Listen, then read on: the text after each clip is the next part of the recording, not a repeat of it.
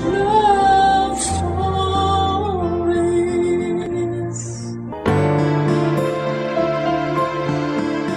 Bilang isang ama at haligi ng tahanan, handa nitong gawin ang lahat ng maisip niyang paraan para maprotektahan ang binuo niyang pamilya.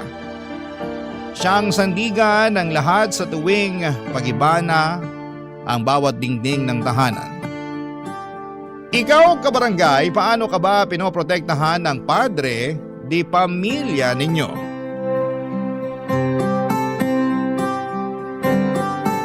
Dear Papa Dudut, magandang araw sa inyong lahat. Ako nga pala si Rodel, 35 years old, isang call center agent for more than 10 years. Dito ko na rin nakilala ang babaeng gusto kong makasama habang buhay, si Jem. Kaedad ko lang siya, bagong agent siya at napunta sa aming team. Doon kami nagkapalagayan ng loob. Palagi kaming nagkakasama na naging dahilan para mahulog kami sa isa't isa. Hindi naman mahirap ma-in love sa isang katulad ni Jem. Mabait ito at maalaga. Bonus na rin na maganda siya at balingkinitan. Naging bukas na libro kami sa isa't isa at nalaman kong isa siyang single mom sa 2 batang lalaki. 2 years na siyang hiwalay sa kanyang naging asawa na si Henry, 55 years old. Dati raw niyang teacher noong college si Henry noong nagkakilala sila at naging sila after makagraduate. Mahigit 10 taon din silang nagsama bago tinapos ni Henry ang relasyon nila. Hindi naman nagloko si Henry. Sadyang may mga relasyon lang na kailangang tapusin bago tuluyang masira pa. Saka kung hindi naman sila natapos ay hindi naman kami makakapagsimula ni Jem. Yun nga siguro ang plano ng Diyos. Nung naging kami ni Jem ay unti-unti ay pinakilala niya ako sa 2 anak niya at nung una ay pinakilala ako bilang kaibigan. Nakiband ako sa kanila tulad ng isang kaibigan. Dahan-dahan lang syempre hanggang sa masanay na sila sa presensya ko. Inaral ko talaga kung paano pakisamahan ang mga bata. At nakuha ko na ang tamang timpla. Isang araw pinakilala na ako bilang stepfather nila. Hindi namin sila nakitaan ng pagrebelde. Naiyak nga ako nung niyakap nila ako at sinabing masaya sila para sa amin ng mama nila, Papa Dudut.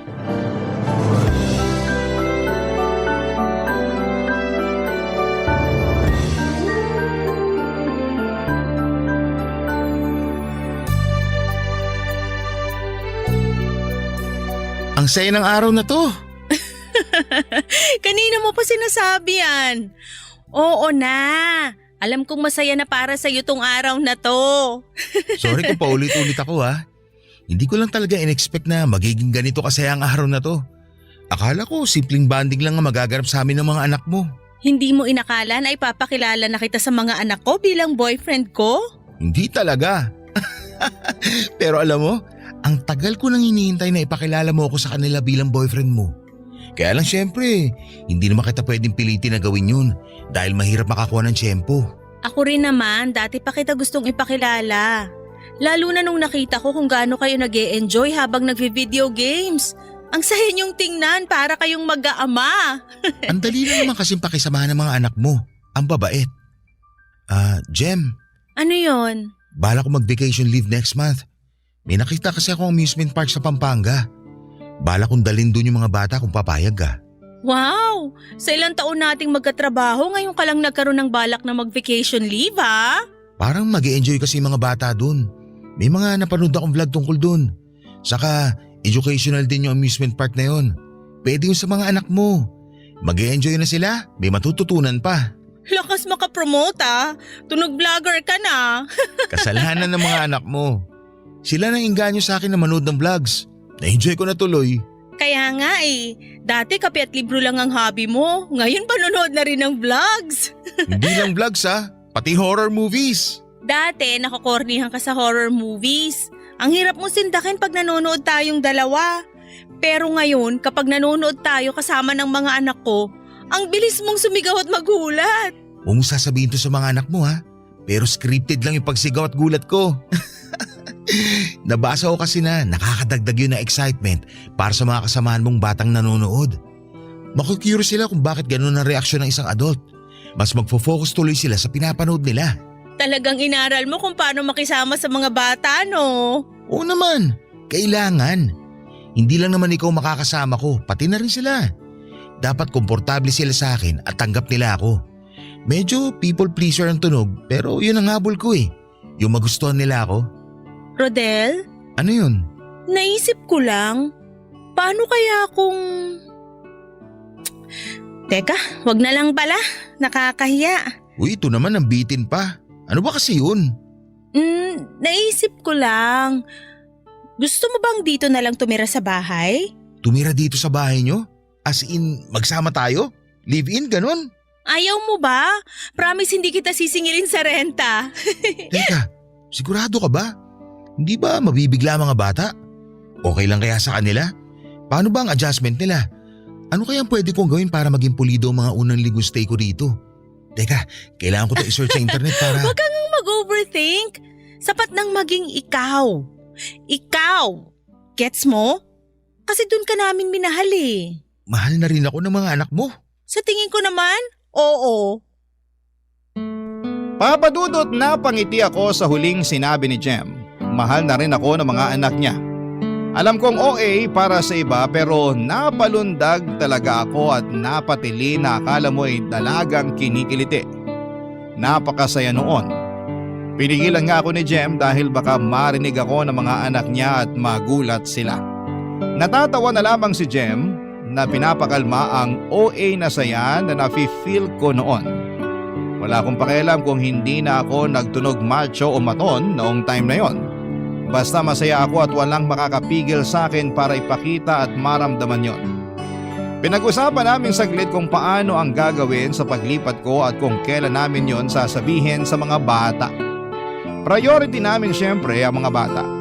Kahit sabihing tanggap nila ako pero kailangan pa rin naming magdahan-dahan dahil baka mabigla sila sa bilis ng mga pangyayari.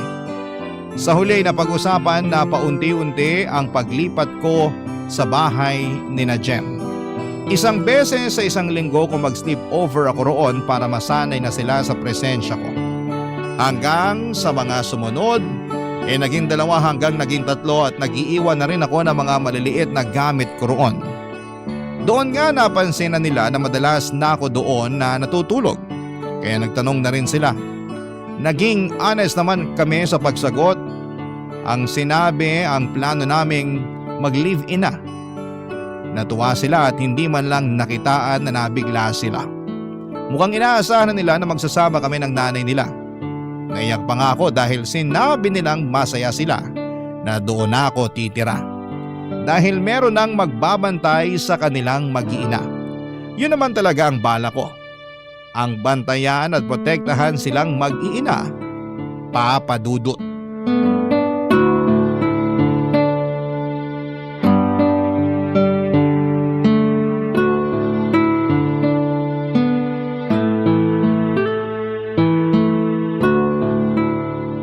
Sigurado ka bang nakuha mo na lahat ng gamit mo? Wala nang naiwan dun sa dati mong apartment? Yung kalendaryo na lang pero hayaan mo na. Patapos na rin naman ang taon. Regalo ko na lang yung sa landlady ko. Baka ma-miss ka ng landlady mo. Wala na siyang inaabutan ng sabaw ng tinola tuwing Sabado. Sabi ko naman sa kanya, ipa-deliver na lang niya kapag may sobra siya. Umuo naman. Kaya tuwing Sabado, may sabaw tayo. Pagandaan nyo ng mga bata. Puro ka talaga kalokohan. Tulungan mo na lang ako mamaya sa pagpapalit ng kubrekama natin ha. Maglalaba rin pala tayo bukas. Wala manunod kami ng sini ng mga bata bukas. Ay bakit di ko alam yan? Bakit hindi ako kasama? May sarili kayong GC no, tapos hindi ako kasali. Sa atin lang to Pero kasi KJ ka raw kasama kaya ako lang in-invite sa sine. Ah, ganun no? Uy, ano ba? Sige, akala mo. Wala ka ng hangin kakatawa ngayon. Alam mo sila kainaan ko Ayun. Jem, Henry? Ikaw pala. Anong ginagawa mo rito? Masama bang dumalaw sa mag-iina ko? Hindi naman. Kaya lang sana nagpasabi ka. Rodel, siya pala si Henry. Tatay ng mga anak ko. Henry si Rodel. Boyfriend ko. Finally, nagkakilala na rin tayo. Lagi kang nakukwento ng mga anak ko. Sana naman maganda ang kwento nila tungkol sa akin. Maayos ka naman daw, sabi nila. Gusto ko lang makita kung totoo. Bakit ka ba nandito, Henry? Wala naman dito yung mga bata ah. Nag-sleepover sila sa bahay ng lola nila. Di ba sinabi ko naman sa'yo? Sinadya ko talagang pumunta rito para makilala ko tong bagong boyfriend mo. Curious lang ako. Sa susunod, magsabi ka kung dadaan ka ha. Hindi yung nang bibigla ka. Bakit kailangang magsabi pa ako? Bakit kailangan ko magpaalam pag dadalaw ako? Ako ang bumili ng bahay na to. Bahay na binigay mo na sa amin ng mga anak mo mula nung iniwan mo kami. Mukhang hanggang ngayon, hindi mo pa ako napapatawad sa pag-iwan ko sa inyo ah. Ginawa mo pa talagang biro yon? Lagot, Rodel. Mukhang hindi pa nakaka-move on ang ex-missus ko sa akin. Baka mabilis lang tong maagaw pabalik. Naka-move on na ako sa'yo dati pa. Huwag kang ang feeling. Kung wala kang ibang magandang sasabihin, mas mabuti pa umalis ka na lang. Sa susunod ka na dumalaw kapag nandito yung mga bata. Kapag wala sila rito, hindi ka welcome. Pero… Alam ko na yung sasabihin mo. Ipapamukha mo na ikaw ang bumili ng bahay na to. Pero ikaw din ang nagdesisyon na umalis dito. Kaya gets mo na rin naman siguro ang punto ko, no? Jem, sa tingin ko ayos lang naman kung padaan-daan dito si Henry. Hindi okay yon. Nakatira ka na rito sa bahay at kailangan niyang irespeto rin yon. Hanep, ako ang magpapakita ng respeto sa boyfriend mo na tumira sa bahay na binili ko. Pero sige, bilang nanay ng mga anak ko, pagbibigyan ko ang gusto mo. Rodel, hindi pa to ang huli nating pagkikita. Hindi ko alam kung napansin ni Jem pero ang talim ng tingin sa akin ni Henry nang magpaalam ito para umalis. Nakaramdam na ako ng kaba una pa lang na tumapak siya sa bahay. Hindi pa man din siya nagsasalita pero parang narinig kong hindi niya ako gusto. Parang sinukat niya ang pagkatao ko sa pagtitig niya sa akin. Lalo na nung tinignan niya ako mula ulo hanggang paa. Hindi ako nakagalaw noon, nahirapan nga rin akong sumagot lalo't nagkainitan na silang dalawa ni Jem. Mukhang hindi pa rin settled ang issue nilang dalawa. Naiintindihan ko naman hindi madaling maiwan lalo't gusto ng isa ang buo ang pamilya. Pagkalis nga ni Henry, naglakas na ako ng loob na itanong kay Jem ang kabuuan ng kanilang relasyon. Doon ko na nalaman ang katotohanan. Hindi kasi ako nag-usisa masyado noon. Pero alam kong kailangan ko na yung gawin lalo't parte na rin ako ng buhay nila. Iniwan ng walang dahilan ni Henry si Jem. Pero bago pa man niya iwan si Jem ay nakaramdam na raw si Jem ng panlalamig at pag-iwas mula kay Henry. Sinubukang imbestigahan ni Jem kung bakit ganon si Henry sa kanya. Inakala niyang meron itong iba. Pero wala naman. Nabubuksan pa ron ni Jem ang lahat ng social media accounts ni Henry at nakakausap din ang mga katrabaho at kaibigan nito. Pero walang nahagilap si Jem. Hanggang isang araw pag-uwi ni Henry, kinausap nito si Jem para maghiwalay na sila. Hindi na pinaglaban pa ni Jem kahit gusto niyang maliwanagan kung bakit isang araw ay ayaw na lang ni Henry.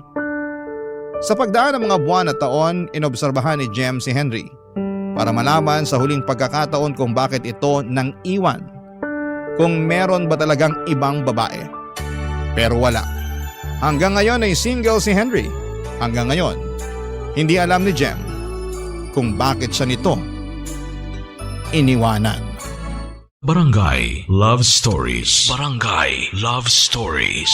Nung sinabi ni Jem na naka-move on na ito kay Henry, pinaniwalaan ko yon.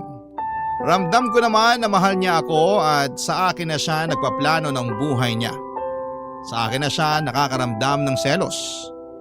Bilang isang lalaking very sensitive pagdating sa pangangailangan at emosyon ng isang babae, masasabi kong naibibigay ko ang lahat sa kanya at nararamdaman kong sapat na yon para kay Jem.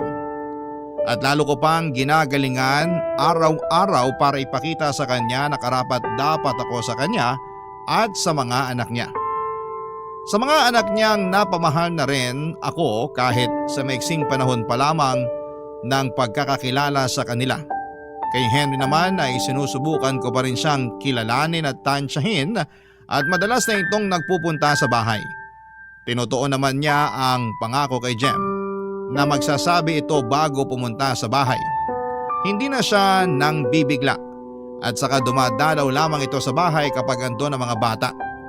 Nakakatuwang ang makita si Henry na nakakabanding ang mga anak niya. Bigla ko naalala ang tatay ko. Hindi ko kasi na-experience ang ganon. Kung masaya ako na merong mga katulad ni Henry na kayang maging present sa mga anak niya. At pangako ko balang araw kapag nabiyayaan kami ni Jem na mga anak ay magiging present din ako.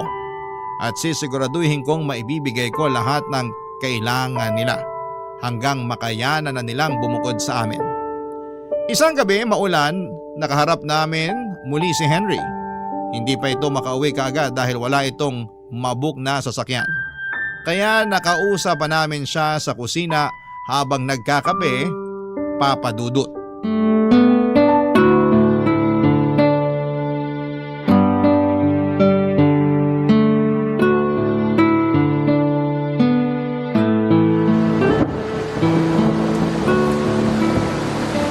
Tatlong oras nang tuloy-tuloy ang ulan ha. Hihinto pa kaya to?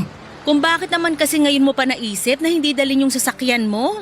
Eh di sana nakauwi ka na kanina pa. Talagang gusto mo na akong umalis no? Eh kasi napupuyat kami ni Rodel kakahintay na makaalis ka. Pasensya ka na Rodel kung napupuyat ka ha. Mukhang mahina ka pala sa puyatan. Bakit ganyan ang tawa mo? Parang tawa ng babae. Pati tawa ng boyfriend ko, pupunahin mo? Sumugod ka na kaya sa ulan para makaalis ka na rito. Kung ano-ano na lang napapansin mo eh. Aba, masama bang tanungin kung bakit ganun ang tawa niya? Eh sa nabigla ako. Hindi naman ako sanay sa lalaking may tawang pambabae. Hindi ka ba talaga titigil? Tama naman si Henry, Jem. Taong babae talaga ako. Yun na rin madalas sinasabi ng mga kaklase ko noon. Oh, kita mo na. Rodel, pigilan mo yan sa susunod. Kasi baka mapagkamalan nilang bakla ang magiging stepfather ng mga anak ko. Napipigilan ko naman minsan. Pasensya na ha. Ganito lang talagang tawa ko kapag masyado ako na-excite. Munti ka na akong magduda sa'yo eh. Parang ikaw ang magiging ilaw ng tahanan imbis na si Jem. Siguro naman kaya mo na sugurin tong ulan, no? Lakarin mo na ngayon. Umalis ka na. Oo, pwede namang dito ka na lang din matulog, Henry. Kasya ka naman sa sofa. Bukas ka na lang na umaga umalis. Delikado na rin kasi sa daan. Rodel! Salamat sa offer, Rodel. Pero si Jem pa rin ang masusunod. Uuwi pa rin ako. Baka bangungutin lang ako rito dahil sa sama ng loob nitong ex-misis ko sa akin. Ikaw ang bahala. Ay Rodel, baka pwede ikaw na lang magsundo sa mga bata bukas pagkatapos nila sa klase. Bigla ko naalala kailangan ko palang samahan si nanay sa check-up niya. Bukas na pala yun ng hapon. Sige, walang problema. Libre ko na lang din sila na ice cream bukas bago kami dumiretso dito sa bahay. Matutuwa mo ngayon. Ice cream? Anong akala mo sa mga anak ko? Dalaginding? Wala naman sa kasarian ng pagkain ng ice cream. Nung bata pa lang ako, yun ang paborito kong kainin pag uwian. Nakakawala ng pagod yun dahil doon sa tamis at gatas. Kaya naman pala ang lamya mo. Naiintindihan ko na. Wala ka bang tatay? Henry, sobra ka na ha? Below the belt na yung mga sinasabi mo. Nagtatanong lang ako. Ano bang masama kung alamin ko kung mayroong nagpalaking tatay dito kay Rodel? Wala. Wala akong nakilalang tatay. Pero maayos naman akong pinalaki ng nanay ko. Tama yon. Ang nanay niya na nagturo sa kanya kung paano tumrato ng tama ng kapwa. Lalo na sa mga magagaspangan dilang katulad mo.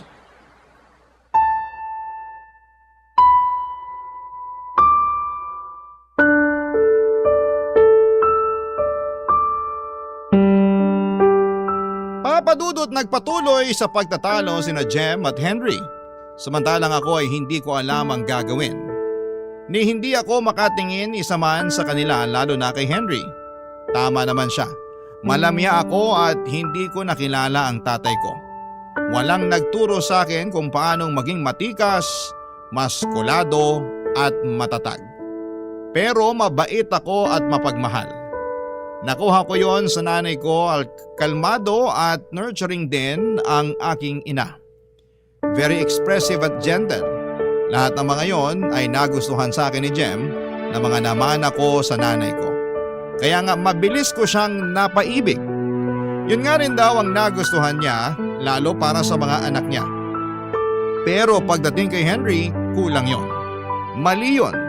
Hindi ko naman may paliwanag kay Henry na hindi ko kayang abutin ang mga ine-expect nito para sa akin. Gusto ko lang maging ako. Baka naman pwede na yon. Pinagdasal ko na matapos na ang pag-ulan. Hindi ko na rin kaya pa ang makaharap si Henry. Mas lalo lang akong nanliliit sa tuwing nakikita ko siya. Lagi akong takot, laging nanginginig kapag naririnig ko ang boses niya. Sa totoo lang ay bihira ang mga kaibigan kong lalaki na very masculine tulad ni Henry. Karamihan mga babae ang nakakasalamuha ko. Sa kanila kasi ako nakakakuha ng pag-unawa at mas naiintindihan ko sila. Hindi ako na-intimidate sa kanila. Kaya bagong experience talaga itong kay Henry para sa akin. Hindi ko alam kung hanggang kailan ako matatakot sa kanya at lagi naman akong pinagtatanggol ni Jem sa kanya. Kaya lang minsan ay nakakahiya na lalo't hindi naman daw yon ginagawa ng babae. Dapat ako ang nagpoprotekta sa kanya tulad ng pinangako ko. Pero bakit baliktad ang mga nangyayari, Papa Dudut?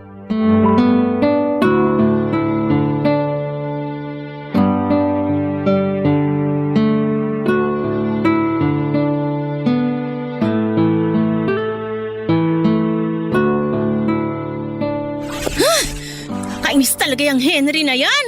Awat na po. Nakaalis naman na siya. Kumalma ka na. Paano kung kakalma, Aber? Nakita mo naman kung paano kanya dautin kanina. Ayos lang yun. Kaya kumalma ka na sabi. Hindi ayos yun, Rodel. Binabastos ka na niya sa harapan ko eh. Hindi mo ba nahahalata? Gusto lang niya ako makilala. Huwag natin masamain yun. Hindi dapat ganun ang paraan. Masyado siyang mayabang. Kala mo kung sinong mabuting tao. Hayaan mo na nga. Ako nga hindi naman masyadong naapektuhan. Bakit ka ba ganyan? Bakit masyado kang mabait? Nakakainis ka na ah. Pinipili ko lang talaga ang laban ko. Kung nakipagsabayan ako kay Henry kanina, baka mas lalong magkagulo. Saka baka mamaya, hindi na yung dumalaw dito sa bahay. Kawawa naman yung mga bata. Kainis ka. Bakit? Bakit ba masyado kang mabait? Nakakainis. Hindi naman sa bait yun. Sinusubukan ko lang intindihin yung side ni Henry. Buti ka pa sinusubukan mo siyang intindihin. Eh siya, wala. Ang talim ng dila. Hindi man lang naisip kung nakakasakit na ba siya sa mga pinagsasasabi niya. Buti pa camera apps may filter. Yung bunganga niya, wala. Magkakaiba naman kasi ang mga tao. Baka talagang ganun lang siya. Pero mukha naman siya mabuting ama. Pero mabuting asawa? Hindi ba siya naging mabuting asawa sa'yo? Hindi. Hindi niya nabigay yung mga kailangan ko. Ni minsan hindi niya ako sinabihan na maganda ako o kaya mahal na mahal niya ako. Walang lambing. Ni minsan hindi niya ako pinost sa Facebook niya. Ni hawakan yung kamay ko kapag naglalakad kami o nasa date ayaw niyang gawin. Nahihiya raw siya dahil maraming nakatingin. Ang cold niya sa akin palagi. Pag nandyan yung mga kaibigan niya halos hindi niya ako pansinin. Sinabi mo ba yan sa kanya? Lagi nga naming napag-aawayan. Bakit daw hindi ako makontento na good provider and good protector siya sa aming mag-iina? Hindi niya maintindihan na bilang babae, gusto ko rin na nilalambing. Gusto ko rin na nasasabihan na maganda ako at mahal na mahal ako. Hindi ko kailangan ng lalaking laging maskulado at matapang. Words of affirmation and physical touch ang love languages ko. Yun naman lang sinasabi ko pero hindi siya nakikinig. Siya pa rin dapat ang masusunod kung paano ako mahalin. Tama ba yun? Ay, kaya siguro laking ginhawa na rin na iniwan niya ako. Kasi alam ko na hindi ko siya kayang iwan nun kahit na alam kong hindi ako masaya sa kanya. Sana naman makamove on ka na sa kanya ha. Ayoko maging rebound. Hindi ka rebound. Mahal na mahal kita. Kasi ikaw, nakikinig ka sa akin. Alam mo kung paano ko gustong mahalin. Ang lambing mo, ang gentle mo sa akin. Walang araw na hindi mo pinaramdam sa akin kung gaano ako kaganda at kung gaano ka kaswerte sa akin. Swerte naman talaga ako sa'yo. Hanggang ngayon nagtataka pa rin ako kung bakit akong pinili mo. Yan nga ang baguhin mo sa sarili mo, Rodel. Taasan mo naman ang tingin mo sa sarili mo. Kaya ka binubuli ni Henry madalas kasi alam niyang kayang-kaya kanyang tiklupin. Sa totoo naman.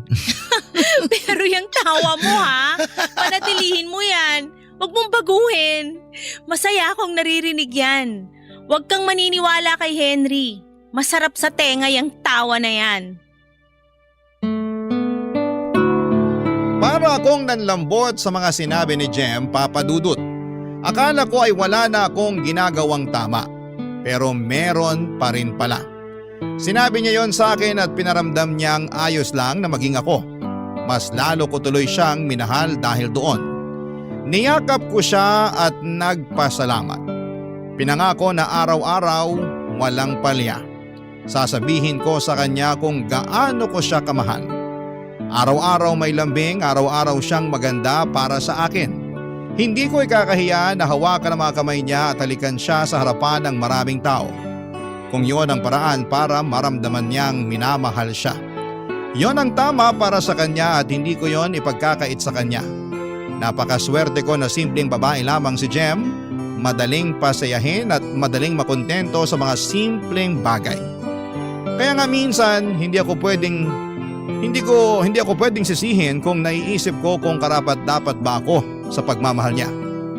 Niyakap ko siya ng mahigpit nang maramdaman kong nag-uumapaw na naman ang ligaya sa puso ko at humahalo yon sa insecurity ko. Pero nang tumitig ako sa mga mata niya, nawala ang insecurities ko. Puro na lamang pag-ibig. Mahal na mahal ko si Jem. Sila na mga bata. Aayusin ko kung paano maging tamang lalaki para sa kanila. Hindi man ako nauna sa buhay nila pero sisiguraduhin kong hindi ako ang mag-aabandona sa kanila. Malamyaman ako sa paningin ng padre de pamilya nila pero papatunayan kong hindi ako basta-basta magigiba kahit ano pa ang tingin ng iba. Barangay Love Stories. Barangay Love Stories. Papadudod sa pagdaan ng mga araw, pinatunayan ko kina Jem at sa mga bata na karapat dapat ako sa kanila. Nakita ko kung paanong nag-bloom si Jem sa piling ko at kung paanong naging magalang at mabuti ang mga bata. Totoo nga ang sinasabi nila, ang tao tulad ng halaman kapag binahal at nadiligan ng tama ay uusbong at titibay ito. Ganon ang nangyari sa pamilya ko. Oo, sariling pamilya ko na ang tingin ko kina Jem at sa mga bata. Kung pwede lang natawagin akong papa o tatay ng mga bata ay gugustuhin ko.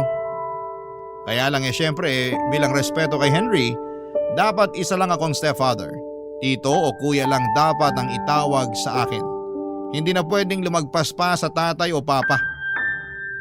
Kontento naman ako doon kasi kahit hindi nila ako tinatawag na papa o tatay, pero pinaparamdam nila sa akin na parang ama nila ako. Sa akin sila nagsasabi ng mga nararamdaman nila. Komportable silang nagsishare sa akin ng mga sikretong hindi nila magawang sabihin isa man kina Jem at Henry. At sa part ko ay nakaka-proud yun ha. Kasi ang sarap sa pakiramdam na pinagkakatiwalaan ka ng mga bata. Yung feeling nila sa safe sila sa akin. Yun naman ang gusto kong iparamdam sa kanila palagi. Ang maramdaman nilang safe sila habang kasama ko. Ayos na sana ang lahat. Maganda ang dynamics namin sa bahay pero biglang nagbago ang lahat or nagbabago ang lahat kapag dumarating o biglang sumusulpot si Henry nang walang pasabi. Hindi nito sinusunod ang pinangako nito kay Jem na magsasabi muna bago dumalaw. At ginagawa niyang madalas kapag wala sina Jem at mga bata sa bahay. Mukhang ako talaga ang pinupuntirya niyang dalawin. Papa Dudut.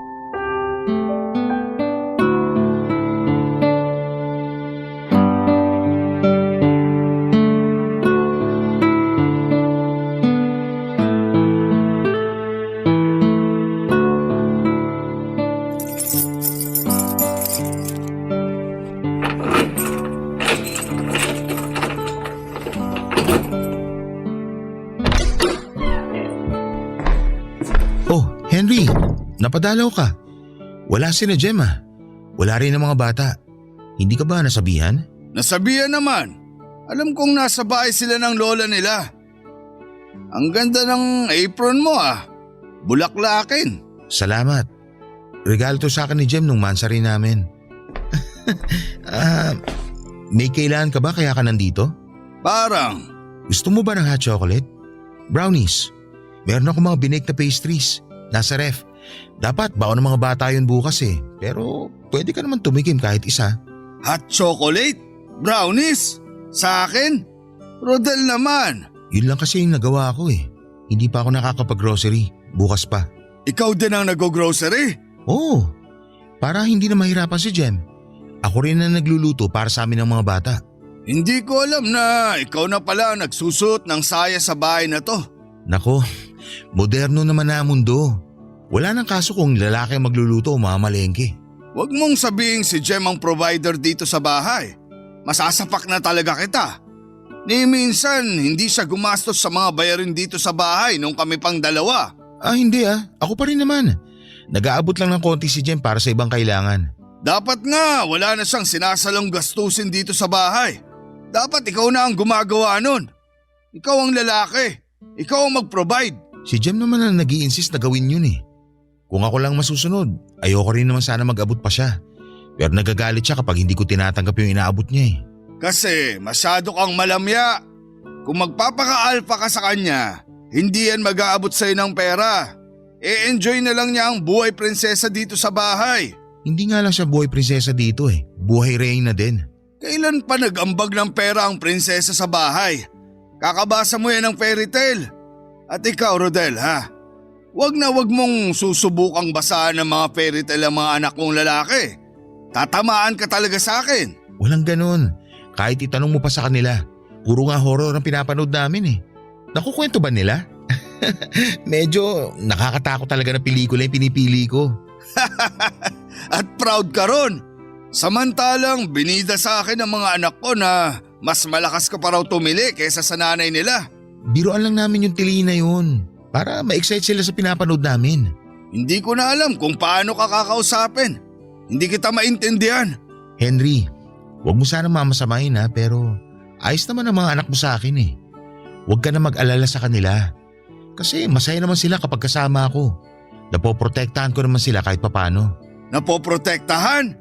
Ang lamya mo nga eh.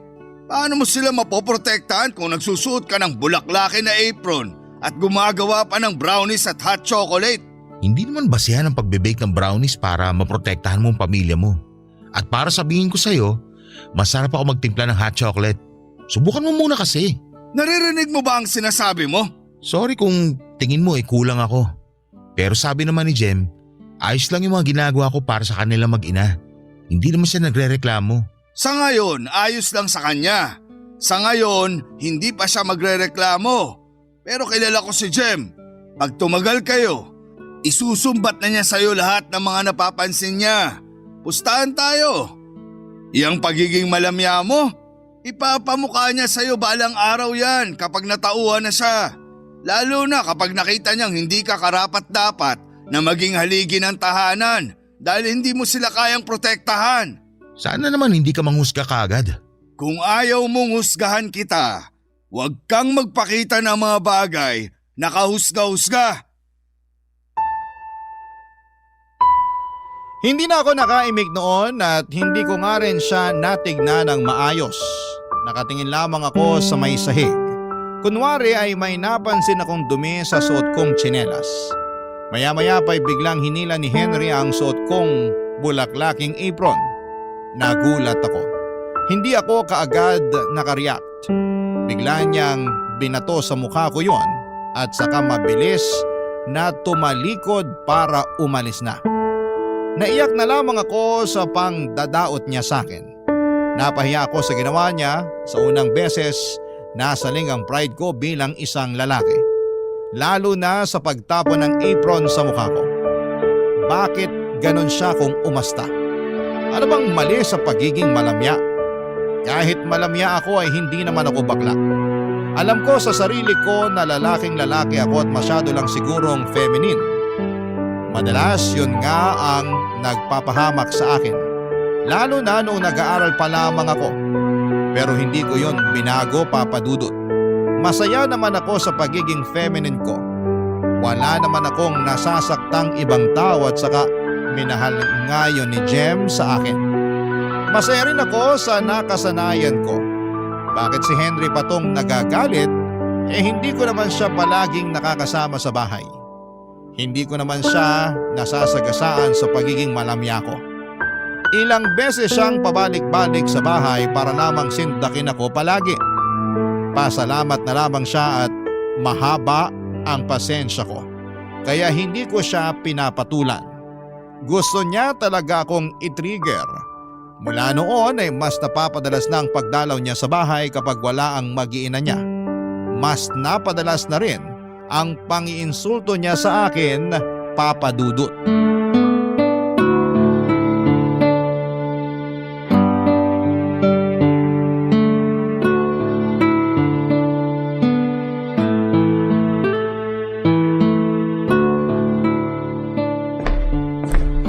Rodel, Wala sina Jem at mga bata dito.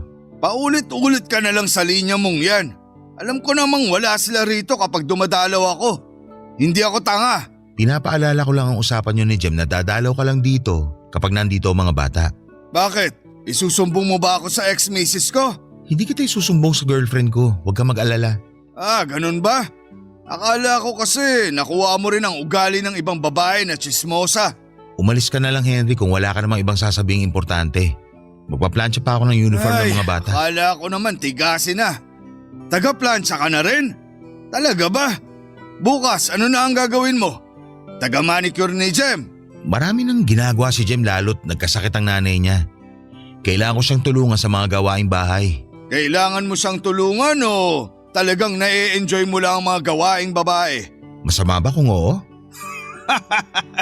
Wala ka na talagang pag-asa.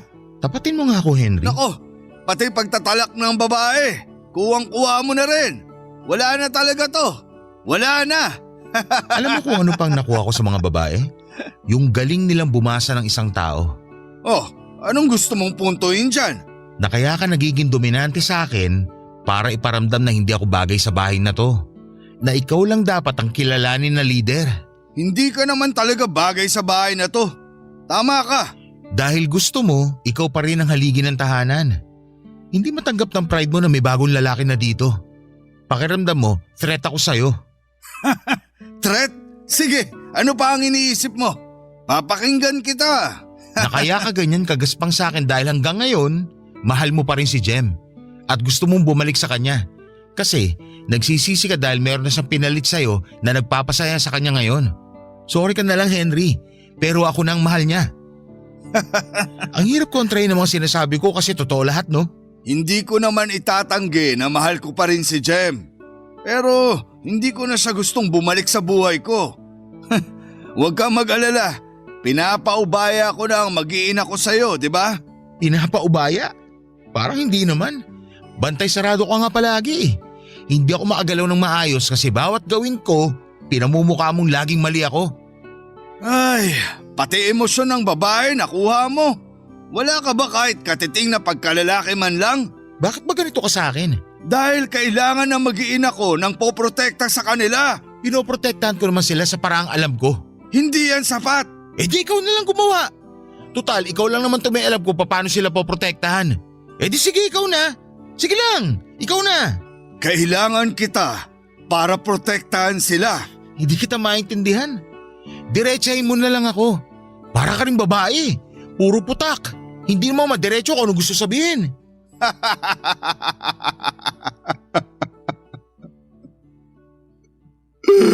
Oh, Henry, ayos ka lang? Sorry kung may nasabi akong hindi maganda. Hindi ko yung sinasadya. Rodel, may tahaning na ang buhay ko. Ano sabi mo? Kaya kailangan kitang maging matatag para makayanan mong maging haligi nila. Dahil hindi ko na alam kung hanggang kailan ko yun magagawa para sa kanila. Teka, alam ba to ni Jem? Hindi pa. Halika, sabihin natin. Sasamahan kita. Kailangan niya tumalaman. Hindi pwede. Hindi. Rodel, Iniwan ko siya nung nalaman kong may malubha na akong sakit. At pinangako ko sa sarili ko na hindi niya yun malalaman.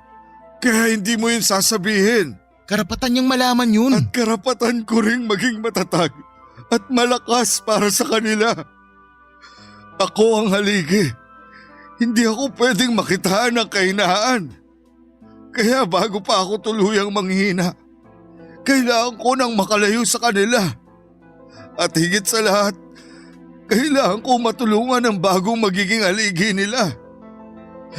Ikaw yun, Rodel. Konti na lang ang panahon na natitira sa akin. Kailangan kong makita na mapoprotektahan mo ang pamilya ko.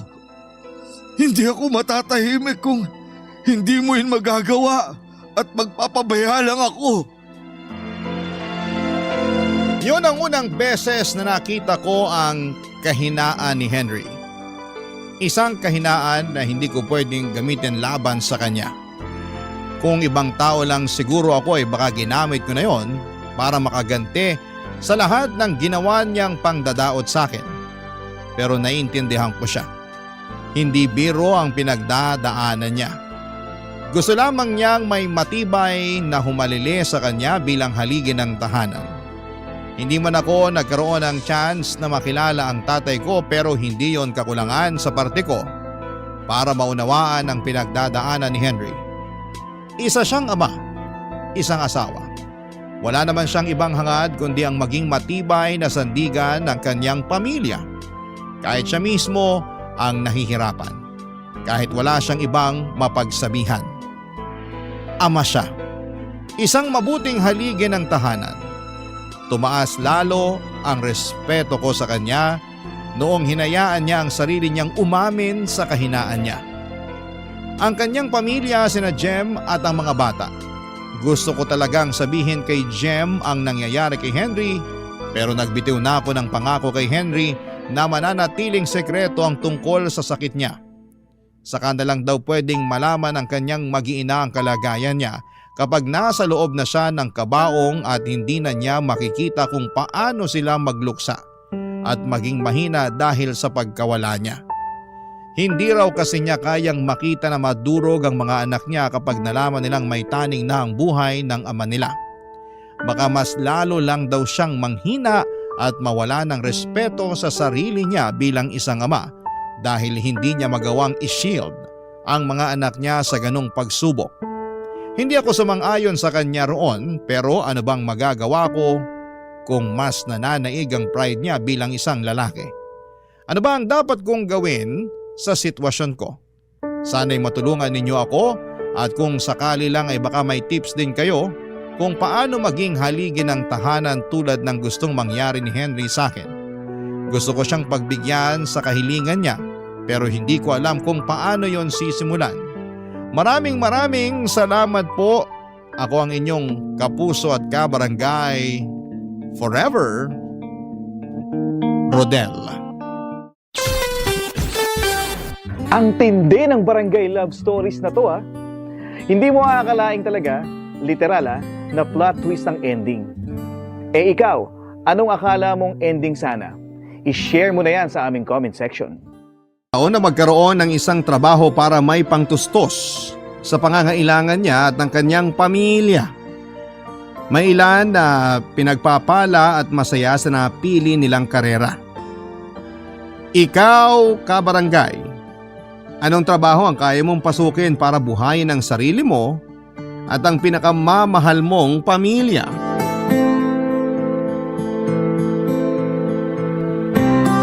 Dear Papa Dudut, ako po si Marina, hindi na ako magpapaligoy-ligoy pa, Papa Dudut. Isa po akong babaeng bayaran. Naisipan ko pong ibahagi sa inyo at sa lahat ng kabarangay natin ang kwento ng buhay ko. Hindi po ako sumulat para humingi ng simpatya sa tao kundi para tingnan ako bilang isang babae na matapang at kayang labanan ng hamon sa buhay. Isang babae na sinubok man ng panahon pero ginawa pa rin ang lahat para bumangon at nagkaroon ng dignidad sa sarili at sa pamilyang binubuo na hindi lang basta-bastang babae. Hindi po madali ang unang araw na nagdesisyon akong pasukin ang trabahong ito, Papa Dudut.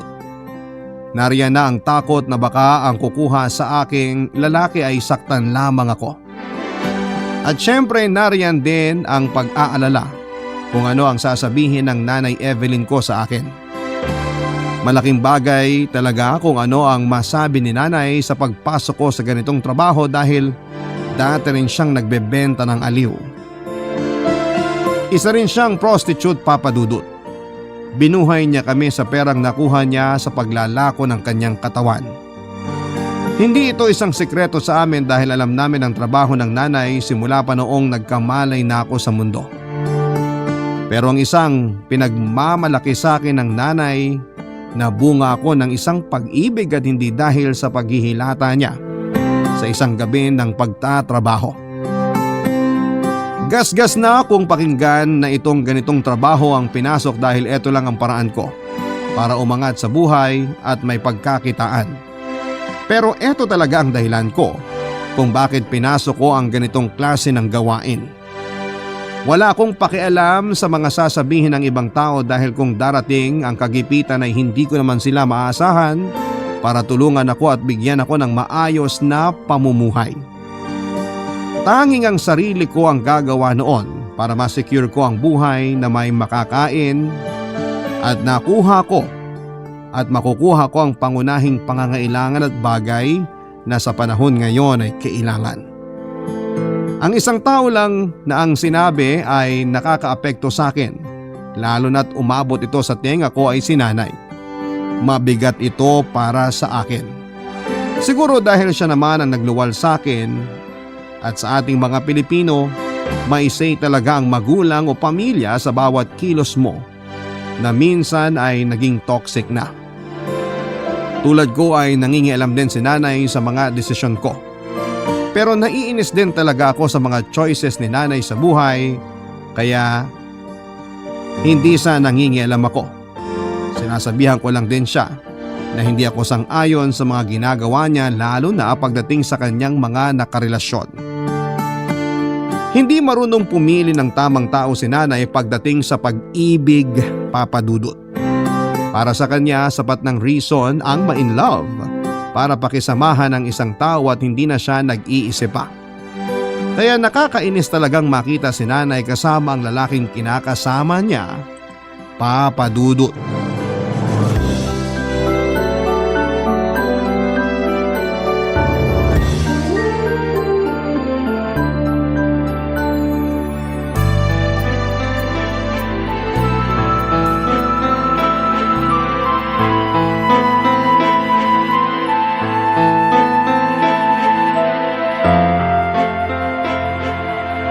Marina, wag mo akong pakialaman! Nanay kita! Nagmamalasakit lang naman ako sa'yo. Matanda ka na nga, hindi ka pa rin nagtatanda. Ano? Bakit ganyan ka sa akin, ha? Kasi Nay, hindi mo ginagamit yung utak mo. Kailan mo ba huling ginamit yan? Anong sabi mo? Gamitin mo naman yung utak mo, Nay. Iwan mo na yung kinakasama mong lalaki. Iba na rin talagang may hinahawakang pera, no? Huwag mong ibahin ang usapan, Nay. Hindi. Nag-iba ka na dahil sa pera. Nag-iba na ang ugali mo. Ang issue dito, Nay, ay yung humihingi ka ng pera. Hindi para sa sarili mo, kundi pati na rin doon sa kinakasama mong palamunin. Sabi ko na nga ba kung ayaw mo magbigay ng tulong, sabihin mo na lang na ayaw mo. Huwag tong dami mo pang satsat. Kung bata-bata lang ako, kaya ko pang ipagbili tong katawan ko tulad ng dati para magkapera lang ako. Tulad mo ngayon, katawan mo ang binibenta. Mag-ina nga tayong bayaran. Pero iba ka. Iba ako. Ngayon, sasagutin ko yung tanong mo kung kailan ka huling ginamit ang utak ko. Noong nabuo ka at nasa loob ka ng sinapupunan ko ng 9 na buwan. Ginamit ko ang utak ko nung hindi kita pinalaglag. Dahil mahal kita. Ayaw kong magkasala. Kung kasalanan ng pagbebenta ng aliw, yun lang ang kasalanan ko. Hindi naman kasalanan ng umibig. Tulad ng nangyari sa akin at sa tatay mo. At tulad ngayon. Magkaiba lang, matanda na ako't losyang. Sana hindi mo pagdaanan ng pinagdadaanan ko. Nay, okay lang naman ako na may kinakasama ka, pero sana naman yung matino. Yung may trabaho man lang. Hindi tulad niya na naghihintay naghihintay na lang na lumapit ang ulam sa bibig niya. Sinaswerte ba siya? Nay, ang pangit na nga niya wala pang trabaho. Paano kayo na in love dun? Ikaw masyado ka mapanglait. Nay, nag-aalala lang ako sa kapakanan mo. Sabi mo nga hindi ka na bata. Dapat pag tumatanda ng isang tao, nagiging mas mabuti ang mga desisyon natin sa buhay. Pero ang sayo, paurong. Nay naman! Kung ayaw mo magbigay ng pera, wag. Aalis na lang ako. Nay, alam mo, ang tigas din ng ulo mo. Iwan mo na yung lalaki na yan. Dito ka na sa akin. Kahit hihilata ka lang buong maghapon dito sa bahay, wala akong pake. Kesa naman nandun ka sa kanya at ikaw tong naghahanap ng remedyo sa problema na dapat siya ang gumagawa. Hindi pwedeng ikaw ang bumubuhay sa kanya, Nay. Iwan mo na. Hindi. Hindi ko siya pwedeng iwan. Kung hindi mo siya kayang iwan, sige. Wala kang makukuha kahit isang kusing sa akin, Nay. Di isaksak mo dyan sa hita mo ang pera mo. Sana hindi mo maranasan na ma-in love ng todo at yung pagtihaya mo lang sa kama para sa pera ang masubukan mo. Hindi ako katulad mo, Nay. Kahit bayaran akong babae, hindi ako tutulad sa'yo. Magiging wais ako sa lahat. Hindi ako may in love sa kung sino lang na hindi naman ako pananagutan at hindi mapapakain ng bibig ko. Hindi na baling kahit anong isaksak sa akin basta't nabubuhay lang ako. Napupunan niya ang pangangailangan ko. Basta't magkapera ako. Sige, ilako mo araw-araw yung katawan mo. Pero, ito lang ang sasabihin ko sa'yo. Hindi na ako lalapit sa'yo. Hindi ako magpapakabobo na katulad mo. Hindi, Nay. Iba ako. Kahit ganito ang trabaho ko, iba ako sa'yo.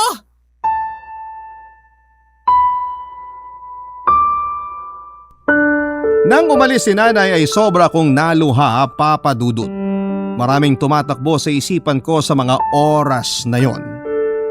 At isa ang nangingibabaw sa lahat. Hindi ko pwedeng kainin ang mga sinabi ko sa kanya. Hindi ako pwedeng ma-in love at gumaya sa kanya. Pero sa panahong yon ay naaalala ko noong teenager pa lamang ako, Papa Dudut. Dati na akong na-in love at binigay ko sa lalaking ito ang sarili ko pero nagkalabuan kami. Kaya hindi nagtagal ang relasyon namin.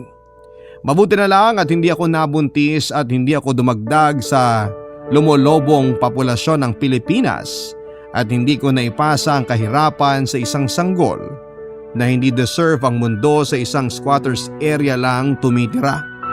Isang pobreng buhay. Hindi dahil sa nabigo ako sa isang pag-ibig ay eto na ang gagawin kong dahilan kung bakit ko pinasok ang pagiging isang taga-aliw ng isang lalaking uhaw sa kaligayahan.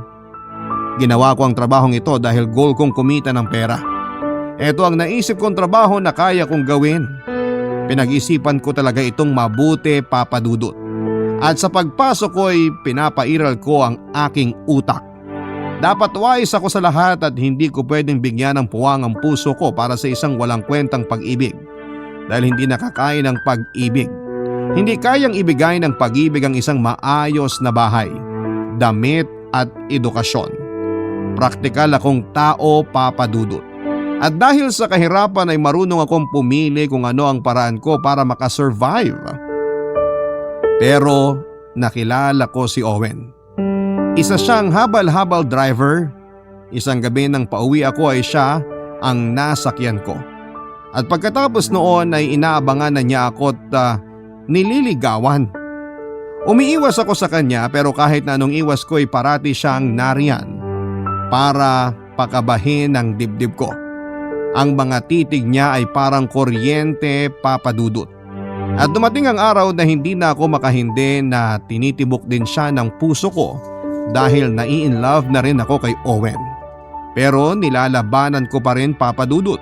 Ayaw kong maging kami at hindi pwedeng magkaroon ako ng relasyon sa kanya dahil hindi ito ang goal ko sa buhay ko, Papa Dudut.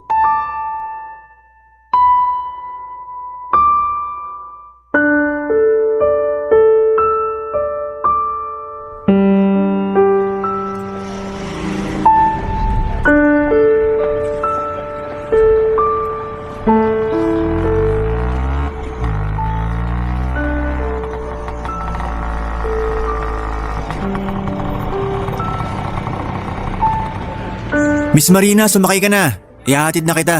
Hindi, may susundo sa akin. Totoo ba? Sige na, umalis ka na. Sa palagay ko, wala namang susundo sa'yo. Iniiwasan mo na ba ako? Owen, please. Lubayan mo na ako. Marina naman. Nakakaintindi ka ba? Oo naman. Alam mo, kahit ganito lang ako, isang hamak na habal-habal driver, pero tao pa rin ako. Dahil ba ganito ang trabaho ko kaya ayaw mo sa akin?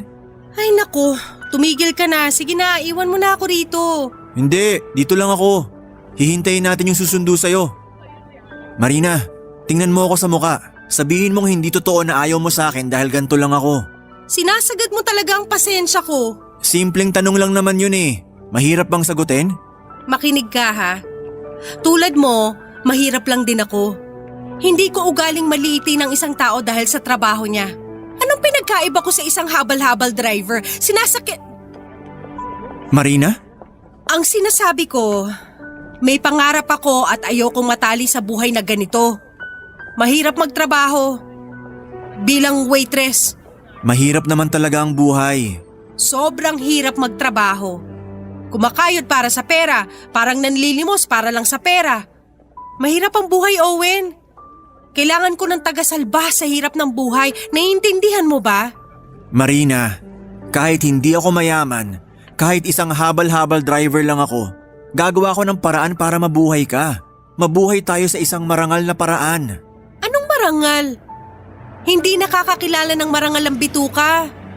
Buong buhay ko sa squatters area na ako nakatira. Marumi, mabaho, maingay. Ayoko na ng buhay na ganun. Wala akong pake kung sa tingin mo mataas ang pangarap ko. Anong gusto mong marinig na pangarapin ko? Marina, naiintindihan ko. Pero kung makikita mo ako ulit sa pangarap mo, nandito lang ako. Sige na, iwan mo na ako please. Marina, mag-ingat ka.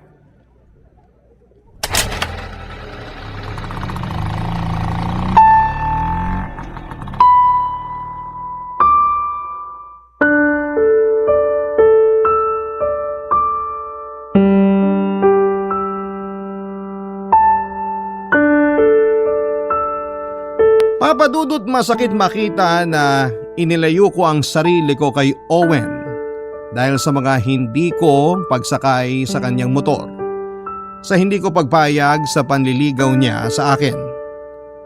Pero sa mga ginawa niyang effort para ipadama sa akin na importante ako sa kanya, ay nakaramdam ako ng isa akong babaeng may dignidad.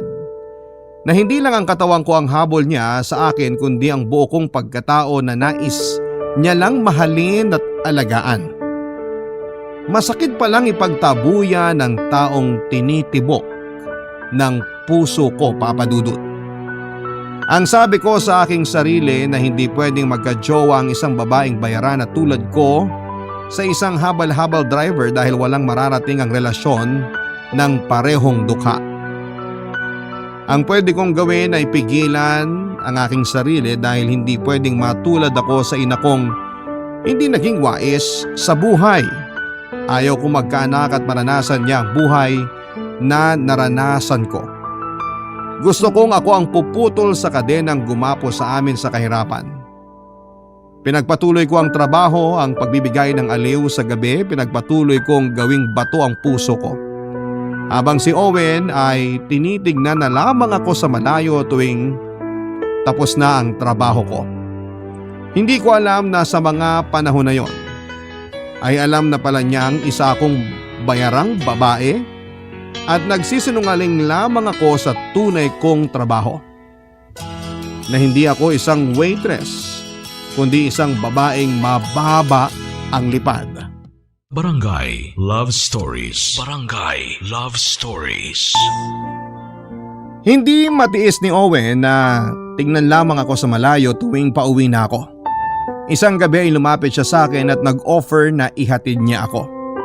Siguro'y na-miss ko siya kaya pumayag ako. Pag-angkas ko sa kanyang habal-habal ay iba ang pakiramdam ko. Lalo na't nakayakap ang mga kamay ko sa kanya. Nakaramdam ako ng kabog ng aking dibdib at maging ng kanyang puso. Parang lahat sa paligid ay nag-slow motion, Papadudot. Parang ayaw kong huminto ang motorsiklo dahil kung hihinto ito ay alam kong bibitaw ang aking kamay sa pagyakap sa kanya at hindi ko na mararamdaman ang tibok ng kanyang puso. Maraming tumatakbo sa isipan ko. Kung kaya ko ba talagang pangatawanan na hindi ako papasok sa isang relasyon. Pero nang tinanong niya ako habang nakasampa ako sa likod niya kung pwede na ba niya akong ligawan ay naluha ako, Papa Dudut. Sa kabila ng mga nalaman niya sa naging trabaho ko na isang tagabigay ng panandaliang aliw ay ginusto niya pa rin na piliin ako. Pinili niya pa rin na mahalin ako. Kaya sinagot ko siya, Papa Dudut. Naging kami. Umiibig ako at tinanggap niya ako kung sino at kung ano ako. Kaya naisip kong tumigil na sa aking trabahong pagbebenta ng aliw dahil gusto kong si Owen lang ang aangkin ng katawang ko.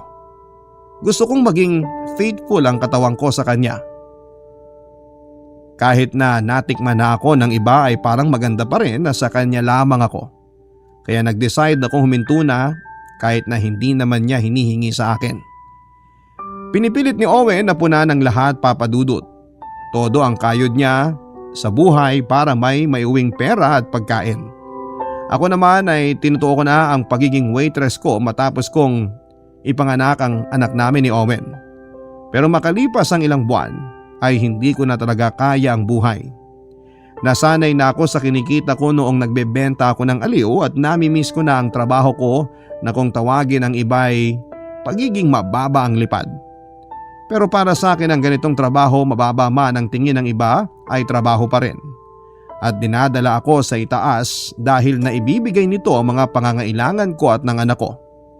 Kung ituturing lang na trabaho ito ng ibang tao, mataas-taas ang sahod na nakukuha ko at hindi toxic ang environment ko kung maayos lang ang customer na nakukuha ko. Marunong na akong mamili ng lalaking sasamahan ko at nagbibigay ng tamang bayad na hinihingi ko, Papa Dudut.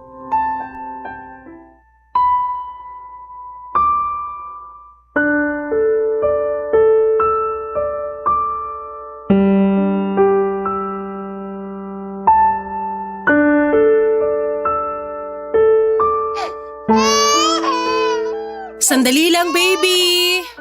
Tahan na, baby. Nagtitimpla na ng gata si mama mo. Heto na, baby! Sige na, ako na muna mag-aalaga dito. Owen, parang ayoko nang pumasok. Bakit? May masakit ba sa'yo? Pagod na ako. Ayoko na. Marina, magpahinga ka lang. Magre-resign na ako. Hindi ko na kaya. Sige, ako na lang maghahanap ng pera. Owen, naisip ko lang. Pwede kaya akong bumalik sa dati kong trabaho, yung… Ano? Kung papayag ka lang naman. Mas mabuti yun, malaki ang kita ko ron. Sure ka ba dyan? Pero baka may iba pang paraan. Yung trabahong yun na nakita kong paraan para hindi tayo maghirap. Marina, yan ba talagang desisyon mo? Ayaw mo ba? Ikaw lang ang inaalala ko. Owen, mahal kita at mahal ko ang anak natin pero nahihirapan na ako. Ang hirap ng sitwasyon natin. Ubus na rin yung ipon ko. Marina, sorry. Ito lang talaga ang kaya ko. Sinubukan ko naman. Huwag kang mag-sorry. Alam kong sinubukan mo. Halos wala ka nang ng lakas pag uwi sa bahay dahil grabe yung kayod mo sa pamamasada. Kaya huwag kang mag-sorry. Pero naisip ko lang… Pwede ba akong bumalik sa dati kong trabaho? Kung hindi ka papayag, naiintindihan ko. Marina. O anak, tahan na. Anak, akin na si baby. Tahan na, anak. Shh, shh, shh, shh. Tahan na, anak. Nandito lang si mama. Nandito kami ng papa mo. Tama ang mama mo, anak. Nandito lang kami. Owen, si baby ang inaalala ko. Siya ang dahilan kung bakit gusto kong bumalik sa dati kong trabaho. Ayoko matulad siya sa akin. Gusto kong makapag-ipon ng pera para sa future ni baby. Dapat makapag-aral siya kasi hindi sa kinahihiya ko ang trabaho ko pero kung may magandang oportunidad kay baby dahil nakapag-aral siya, yun ang gugustuhin ko mangyari sa kanya. Yun ang wala kay nanay. Hindi siya naghanda para sa future ko. Naintindihan ko, Marina. Pero ipangako mo sa akin na ako lang ang mahal mo. Ipangako mo. Owen, nung nagdesisyon akong sagutin ka, buo ang puso ko na ibigay sa'yo. Sa'yo lang to. Kahit ang ng isang gabi ang katawan ko ng ibang lalaki, sa'yo lang ako. Papayag na ako. Para sa future ni baby, papayag ako. Kaya ko namang ipikit ang mga mata ko. Kaya kong hindi isipin kung anong ginagawa mo sa trabaho kasama ang mga client mo. Kakayanin ko. Owen, salamat. Basta pangako ko sa'yo, ikaw lang ang lalaki dito sa puso ko dahil mahal na mahal kita. Kayo ni baby ang buhay ko.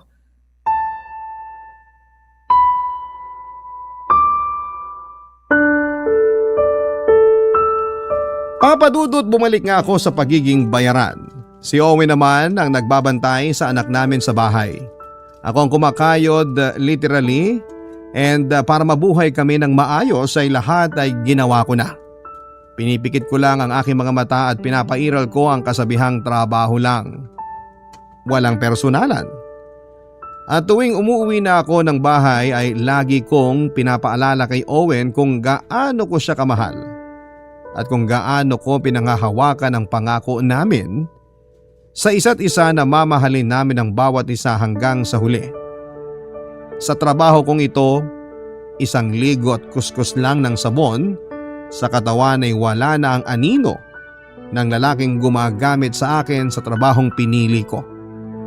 Dahil ginawa ko ang pagiging wais ko ay pinagpatuloy ko ang goal ko na magkaroon ng magandang future si baby at kumuha ako ng educational plan para sa kanya at nagbukas ng savings account. Mas mabuting handa ako kesa mauwi sa wala ang pinagpaguran ko. At syempre naging maingat din kami ni Owen na hindi masundan si baby dahil hindi talaga madali ang magpalaki ng bata. Kung magkakaanak man dapat, ang mag-asawa ay dapat na siguraduhin talagang may maayos na buhay ang future ng bata. Pero isang araw ay sumulpot si Nanay Evelyn. Galit na galit ito sa akin at lalo na sa asawa ko dahil nalaman niyang bumalik ako sa trabaho ko bilang taga-aliw, Papa Dudut. Kitang-kita ko ang frustration ni Nanay sa ginawa kong desisyon. Hindi niya matanggap na pinabayaan lang daw ako ni Owen dahil hinayaan daw ako ng asawa ko na magtrabaho. Akala ng Nanay na si Owen ang may gusto na bumalik ako sa trabaho. Hindi niya alam na naging desisyon ko ito, Papa Dudut.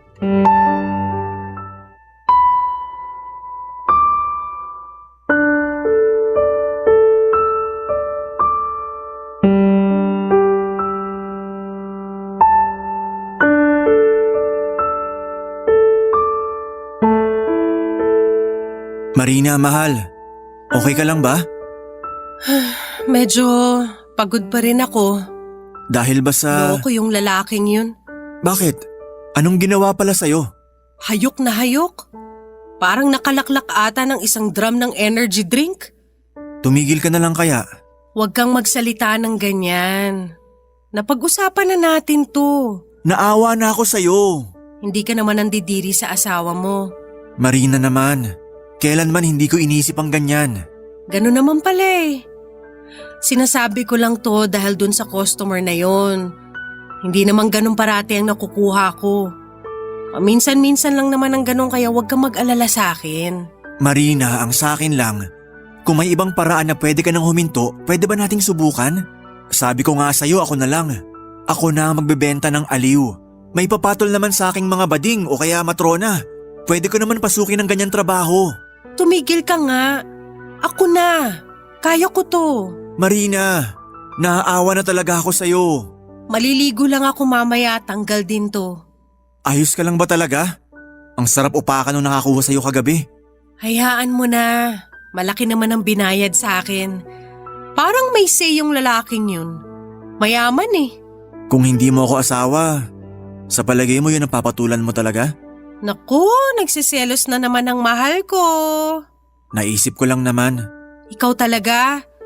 Basta, Tandaan mo parate na pagnanasaan at kung ano-ano ang gagawin nila sa katawan ko, pero ikaw pa rin ang nagmamay-ari ng puso ko't kaluluwa dahil ikaw ang mahal ko.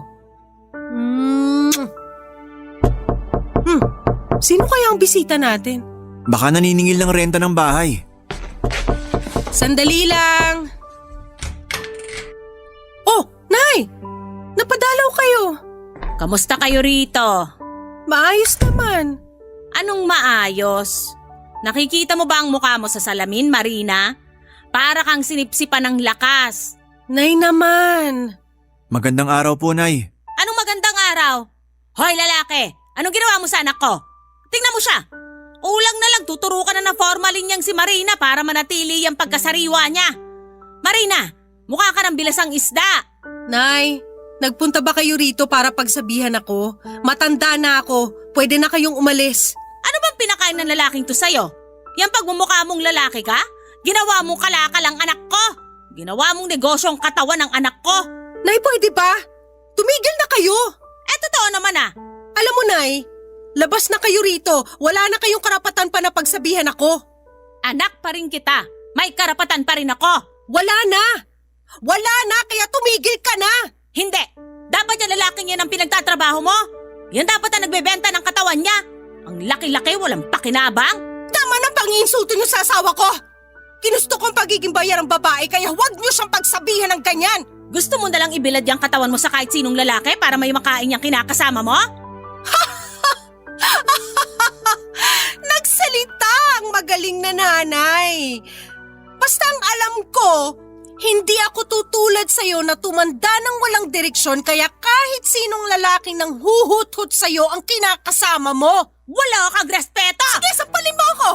Sige! Alam mo, lumayas ka na lang. Mahal ko si Owen at wala ka ng pakialam kung ano man ang gagawin ko sa katawan ko para mabuhay lang kami ng pamilya ko. Marina, tama na yan. Umalis ka na! Lumayas ka sa harapan ko! Wala na akong nanay! Nag-aalala lang ako sa'yo! Hindi ko kailangan ng pag-aalala mo sa akin! Pwede ba? Umalis ka na!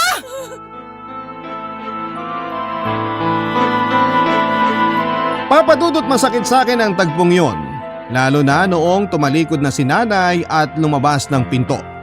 Pero mas mabuti na rin ang ganon, mas mabuti na rin na hindi kami magkaayos ng nanay.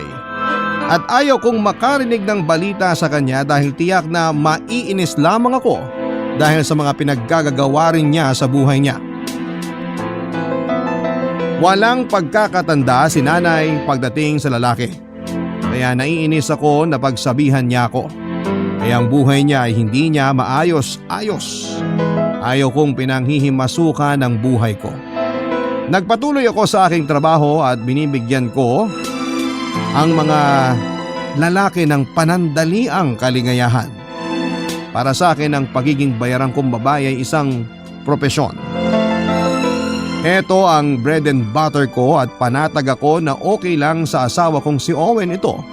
Kahit alam kong masakit para sa kanya na isipin na iba't ibang lalaki ang kasipin ko tuwing sinasabi kong magtatrabaho na ako. Alam niyang may ibang labi ang dumadampi sa mga labi ko. May ibang kamay na humahawak sa lahat ng parte ng katawan ko. Maraming beses kahit na hindi niya sabihin na nahuhuli kong umiiyak si Owen dahil sa naging trabaho ko. Pero wala naman siyang dapat na ipag-alala. Kung mabait lang ang customer, hanggang sa bagay na yun lang ang namamagitan sa amin ng mga client ko. Nagtatrabaho ako at ginagawa ko ng maayos ang trabaho ko. Kung may rating sheet, gusto ko na 5 stars ang rating ko. Seryoso, Papa Dudut.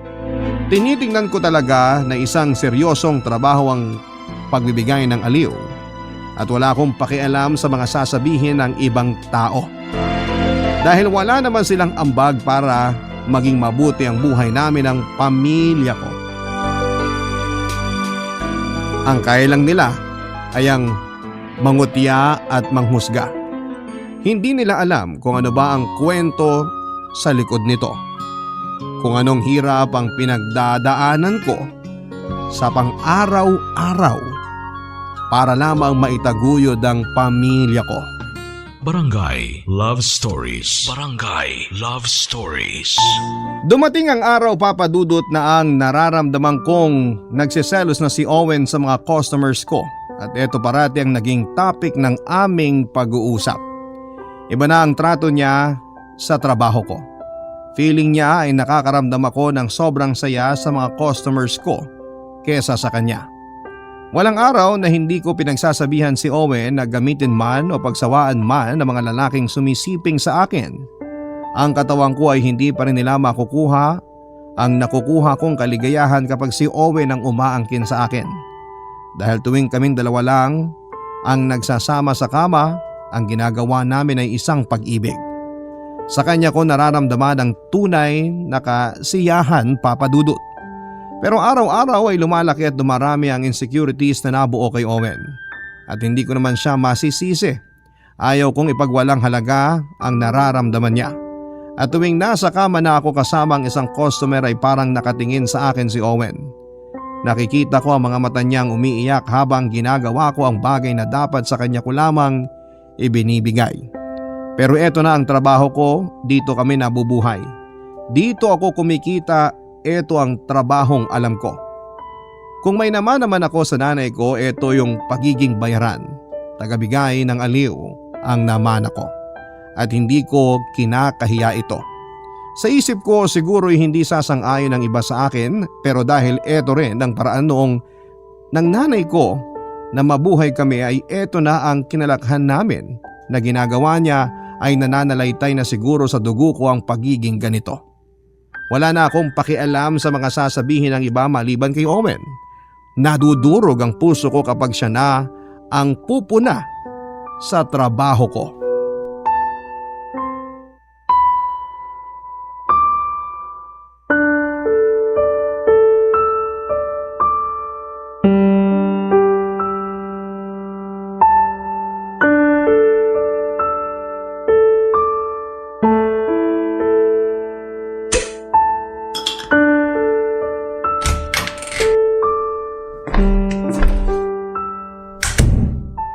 Owen? Marina? Sorry. Lasing na siguro ako. Naku, marami na nga tong nainom mo. Ano bang problema? Marina, pwede bang tumigil ka na sa trabaho mo? Owen, napag-usapan na natin to. Hindi ko na kaya. Pangako, ako nang bubuhay sa anak natin. Maghahanap ako ng matinong trabaho kahit hindi ako magpapahinga. Pag-usapan natin to bukas. Lasing ka na, magpahinga ka muna. Kaya ko pa. Alam kong sinasabi ko. Marina, ako ang lalaki. Ako dapat ang bumubuhay. Nagtatrabaho ka naman. Matino ka namang asawa. Hindi ako nagrereklamo. Sige na. Itigil mo na yung trabaho na yan. Ako na ang magbebenta ng katawan ko. Owen! Ang hirap na, Marina. Hindi ko na kaya. Masakit isipin na pinapaubaya kong gamitin na kung sinong lalaking asawa ko para lang sa pera. Hindi ko na kaya talaga. Ako na lang ang magtatrabaho. Ano ka ba? Hindi ko rin kakayanin. Bakit ba tayo dumating sa ganito? Ganito ba talaga kapag mahirap? Ganito nga. Pero ayoko talagang gumaya ka sa ginagawa ko. Marina, hindi ko na kayang tiisin to. Hindi ba pamilya tayo?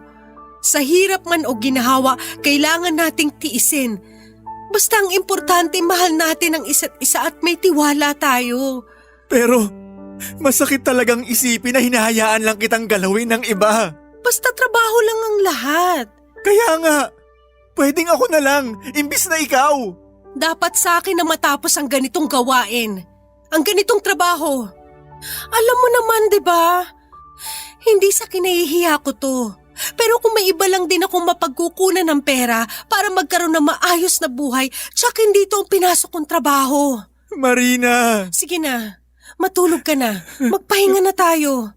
Tabihan na natin ang anak natin sa pagtulog.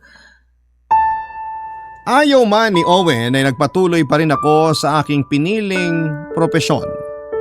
Sa trabahong minana ko kay nanay. Halos 1 taon ding wala akong balita kay nanay simula noong pinagtabuyan ko siya sa bahay ng awayin niya si Owen. Sa pag-aakalang si Owen ang may gusto na ipagpatuloy ko ang trabahong ito. Nabalitaan ko isang araw na may sakit pala si nanay. Noong akala kong ayaw ko na siyang makita, sarado na ang puso ko sa kanya, ay isang malaking kasinungalingan pala yon. Mahal ko ang nanay ko at gusto ko siyang alagaan at kupkupin. Kaya pinuntahan ko si nanay sa tinitirhan niya. Awang-awa ako sa itsura ng nanay ko, Papa Dudut. Nasabi ko sa sarili ko na ang sama ko sa kanya. Siguro hindi lang magkatagpo ang mga prinsipyo namin sa isa't isa. Pero alam namin na nag-aalala kami sa bawat isa. Gusto namin na malagay sa tamang landas, sa tamang lugar, na hindi napapahamak at walang nangahamak. Nasabi noon ng nanay na sobra ang panliliit sa kanya ng mga tao na akala niya ay kaibigan niya noong pumasok siya sa ganitong klase ng trabaho. Pero noong nagkapera siya ay unti-unti ring lumapit sa kanya mga ito, pero noong nawala ang kinang niya, nawala din ang mga kaibigan niya.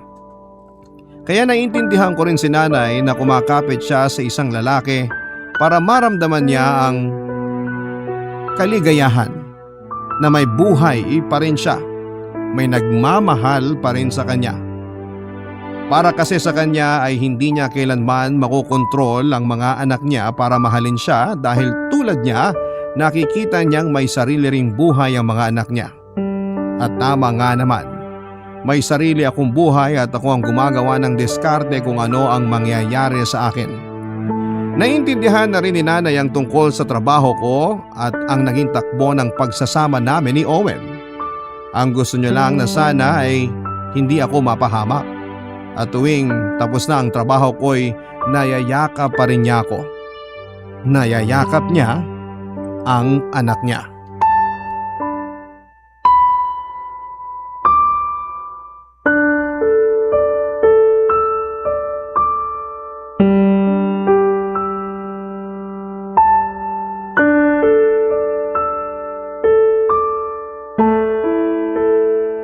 Owen, ikaw na muna bahala dito sa bahay ha, sa anak natin at kay nanay. Ihahatid na kita sa club. Hindi na, kaya ko naman. Sure ka ba talaga?